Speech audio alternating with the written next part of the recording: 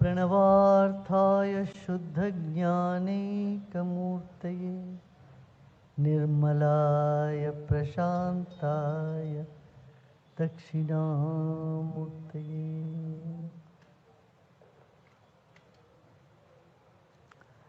माननीय केंद्र मंत्री जी पाटिल जी, मंचस्थ सभी महानुभाव,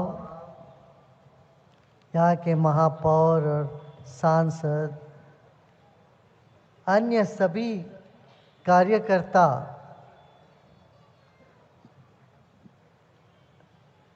सूरत ही गुजरात में पहली जगह है जब हम आए थे यहाँ पर। शायद इसी जगह पे किया था क्या? एक शिवरात्रि का महोत्सव भी हुआ है? नहीं गुरुदेव, पहली बार यहाँ पे सूरत में यूनिवर्सिटी ग्राउंड में हुआ था पहली बार। फिर इधर भी किया था कुछ कार्य? नहीं गुरुदेव, नहीं, इधर पहली बार। सूरत तब का अब का सूरत का चेहरा बहुत बदल गया। सूरत का सूरत ही बदल गया।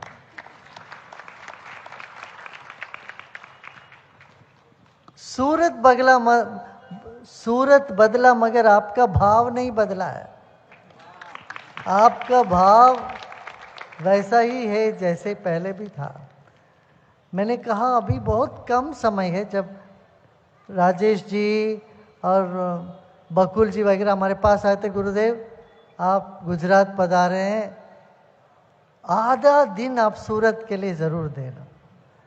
मैंने कहा आधा दिन में तो मैं विश्वास नहीं करता हूँ, मुझे पता है यहाँ आधा दिन तो होता नहीं है, सूरत में सब चीज़ पूरी होती है। मैंने कहा मेरा बड़ौदा में कार्यक्रम अभी तय हो गया है कि मैं कैसे उसको, नहीं आप आ जाइए, दोपहर में हम सत्संग करेंगे।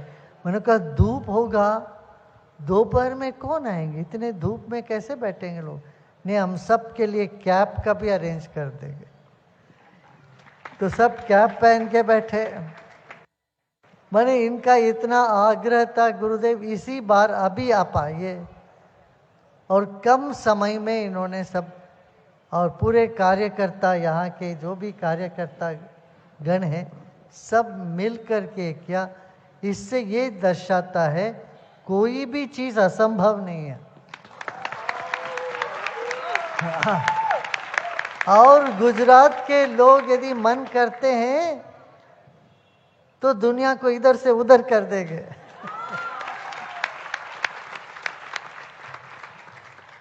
आखू देश में गुजराती राज्य करू छे, पूरे देश को चमका दिया। 370 हटाया, कश्मीर को साथ जोड़ दिया। कहीं नीचे पड़ा हुआ था देश, वो देश कहाँ से कहाँ आज ऊपर निखर के आया, यूरोप को पीछे करके आगे निकल गया। इससे बड़ी उपलब्धि दुनिया के मंच में असंभव ही समझना चाहिए। इससे बड़ी उपलब्धि, ऐसी उपलब्धि 10 साल में हुआ है, तो अभी मान लो ऐसे ही और 10 साल चले तो कहाँ से कहाँ पहुँच जाएंगे, दुनिया में नंबर 1 हो जाएंगे हम लोग। इस बात पर हमें ध्यान देना चाहिए। देखिए हम तो किसी पार्टी वार्टी के नहीं हैं, हम सबके लिए हैं। कोई किसी भी पार्टी के हों, सब हमारे हैं, अपने हैं। मगर मैं देश की जब प्रगति की बात करता हूं तब ये सोचता हूं जो देश को प्रगति के पथ पर ले जाते हैं उनके साथ होना सबके लिए आवश्यक है। उस वक्त हमें ये सब चीज़ें, अपनी जो स्वार्थ है, अपनापन है, ये सब छोड़ के देश के लिए क्या उत्तम है ये देखना चाहिए। अभी पाटिल जी ने मेरे को बताया कैसे उन्होंने सूरत को पानी का ये क्रांति लेके आया, जल की क्रांति। इसी तरह की क्रांति देश भर में होना चाहिए। हमारे आर्ट ऑफ लिविंग के संस्था ने भी में 75 नदियों का पुनरुज्जीवित किया गया और हजारों तालाबों को ठीक किया। ये सब हमारे युवा कार्यकर्ता मिलके किए, जन भागीदारी के वजह से हो पाया। ये आंदोलन की बात करें, वो ये जन आंदोलन ही बना। एक मैं छोटा सा उदाहरण देता हूँ। शोलापुर, महाराष्ट्र में, शोलापुर में एक तालाब था और कूड़ा करकट उसमें डालते थे, इतना गंदगी, बदबू, बड़ा सा तालाब। और उसको साफ करने के लिए वहाँ के म्युनिसिपैलिटी ने कहा इसमें तो हमको 1000 करोड़ ले। तो आर्ट ऑफ लिविंग ने आवाज़ उठाई और साथ जितने भी गैर सरकारी संस्था हैं सबको साथ में लिया। स्कूल कॉलेजों में योग ध्यान का शिविर हुआ, उन बच्चों को भी साथ में लिया। मेरे ख्याल से 10-12 करोड़ में वो पूरा जलाशय है शुद्ध कर दिया। अभी ऐसा उस पानी की सारी गंदगी हट गई। अब वहाँ लोग डुबकी लगा सकते, तैर सकते हैं, स्नान कर सकते हैं। ऐसे उस तालाब को कराया। ऐसे ही लातूर, आपने सुना होगा, लातूर जिला है महाराष्ट्र में, वहाँ हर साल टैंकर में पानी आता था। गर्मियों में पीने के लिए पानी नहीं होती थी, फसल का तो छोड़ ही दो, हजारों लोग आत्महत्या करते थे किसान। क्यों? बीज बोते थे, पानी नहीं है, क्या करेंगे, कर्जे में डूबते थे। और पानी तो टैंकर में आती थी, रेलवे कोचेस में आते थे, टैंक्स में। अब जब से वहाँ पर काम शुरू हुआ पानी का, वहाँ का नदियों को ठीक करने लगे, अब किसान 3 गुना ज़्यादा फसल ले रहे हैं। अभी 5 साल मेरे ख्याल से ना प्रसन्न, 5 या 6 साल से कोई पानी की टंकर नहीं आती है, वहाँ खूब पानी है। ऐसे कर्नाटक में है, तमिलनाडु में, गुजरात में भी पता नहीं कहीं किया है पानी का काम, इधर थोड़ा सा इधर किया होगा। तो जहाँ जहाँ हम लोग पानी का काम यूपी में किया है, रामपुर में, जहाँ जहाँ पानी का काम करते थे वहाँ जमीन का पानी, जो बोरवेल भी लगाते तो 1000, 2000, 2500 फीट नीचे चला जाता था पानी नहीं मिलती। अब वो पानी वापस वो उठ के 10-12 फुट में पानी आने लगे। 12 से 25 फुट के अंदर सबको पानी मिलने लगे। लोग बड़े खुश होते रहे। तो जल ही जीवन है। तो हमारे सरकार के बहुत सारी योजनाएं, मुझे बहुत हर्ष हो रहा है। ऐसी एक योजना बनाए घर घर में, हर घर को शुद्ध पीने का पानी मिल जाए। इस व्यवस्था में आर्ट ऑफ लिविंग के जितने भी सज्जन हैं, सदस्य हैं, सब जुड़कर काम करेंगे, साथ में लग के करेंगे। ये मैं बात माननीय मंत्री जी को बताता हूँ। एक तो पानी की हुआ, दूसरी बात क्या है, आजकल डिप्रेशन, ये नींद ना आना, ये सब शुरू हो गया। ज़्यादा नींद नहीं आती, ये सब के लिए योग, ध्यान, प्राणायाम ये करना बहुत आवश्यक है। कितने लोग यहाँ ध्यान करके आपके जीवन में बड़ा परिवर्तन आ गया? हाथ उठाओ, देखते देखो सभी वो तभी तो आए, वो धूप में भी, छुट्टी के दिन, दिवाली के मौसम में।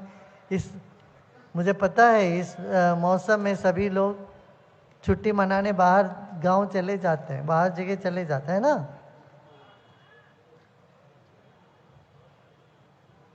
ध्यान जब होता है तो हमें दुख से, परेशानी से, भय से, क्रोध से छुट्टी मिल जाती है और जीवन को आनंदित होकर के हम जी सकते हैं।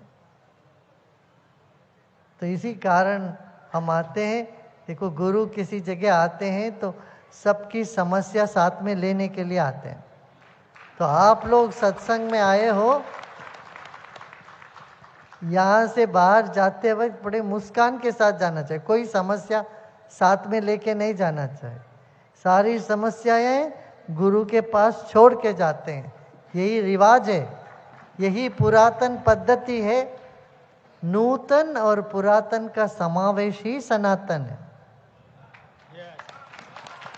हम नूतन भी है, पुरातन भी, और सनातन इसी को कहते हैं। तो आप सब लोग इस पर ध्यान दीजिए, खुश रहिए, प्रसन्न रहिए। गुजरात की जो धरती बहुत पुण्य धरती है, तभी तो भगवान कृष्ण आखिरी सांस यहीं लिए।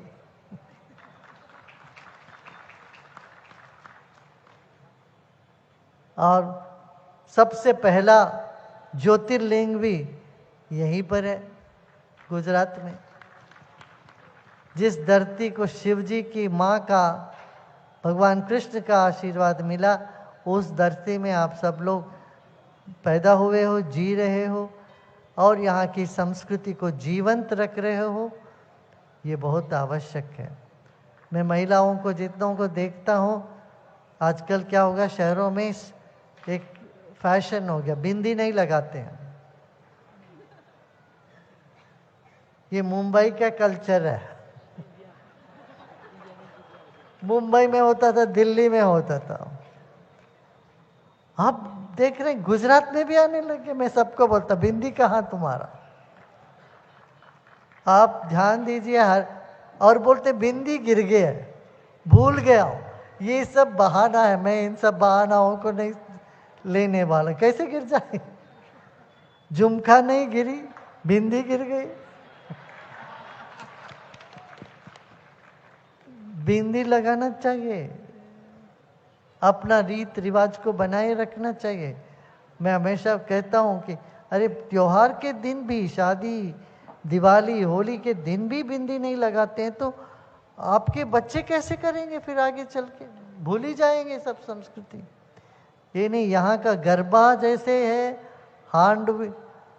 हांडवू, खांडवी, ढोकला जैसे है, वैसे संस्कृति, भाषा, इन सब को बचा के चलना है। क्या बराबर छे?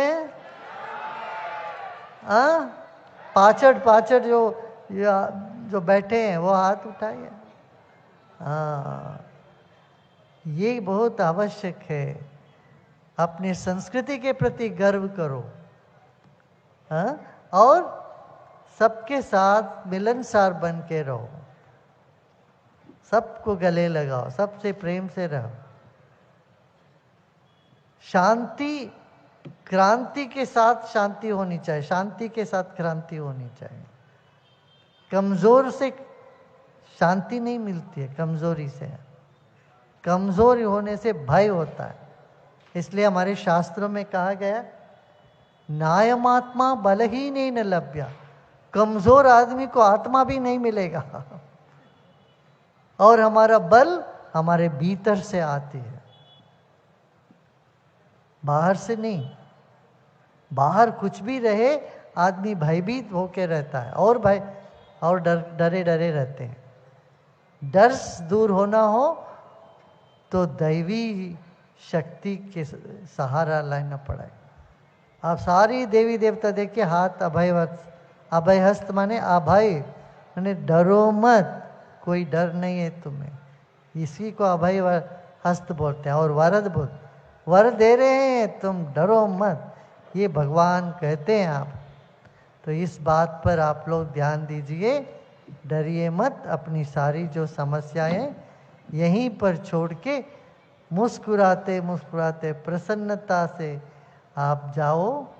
आप सबको बहुत बहुत आशीर्वाद और प्रेम, सबको मंगल हो, सबका मंगल हो।